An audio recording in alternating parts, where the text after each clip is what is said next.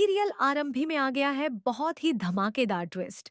जी हाँ, आने वाले ट्रैक में आप देखने वाले हैं कि आरंभी विश्वास को एक जोरदार थप्पड़ मारने वाली है, क्योंकि उसे पता चल चुका है कि विहान की किडनैपिंग सिर्फ अवंतिका ने नहीं करवाई थी, बल्कि विश्वास भी उसमें शामिल था। ये सच जानने के बाद आरंभी पूरी तरह टूट जाती है। उसे लगता था कि विश्वास सिर्फ उससे नफरत करता है और उसे दूर जाना चाहता है। लेकिन उसकी इस हरकत के बाद उसे समझ आ जाता है कि विश्वास को अपने बेटे विहान की भी कोई परवाह नहीं है। इसके बाद आरंभी को बहुत ज्यादा गुस्सा आ जाता है। वह अस्पताल पहुंचते ही सबसे पहले विश्वास को एक जोरदार थप्पड़ मारती है। ये देखकर वहां मौजूद सभी लोग हैरान रह जाते हैं कि आखिर हुआ क्या है। आरंभी गुस्से में विश्वास से कहती है, तुम्हें शर्म नहीं आई? एक बार भी अपने बच्चे के साथ ऐसा करते हुए तुम्हें यह नहीं लगा कि वह तुम्हारा बेटा है? तुमने उसे भूखा प्यासा रखा, गुंडों के बीच भेज दिया। अगर उसे कुछ हो जाता तो?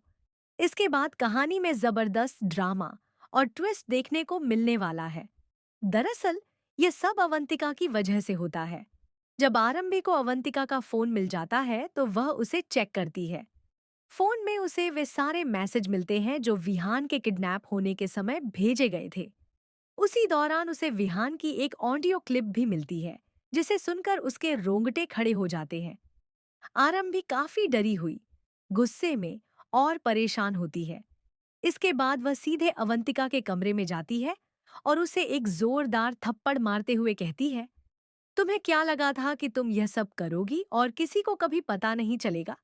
लेकिन अब मैं तुम्हें तुम्हारे की सजा जरूर दिलवाऊंगी।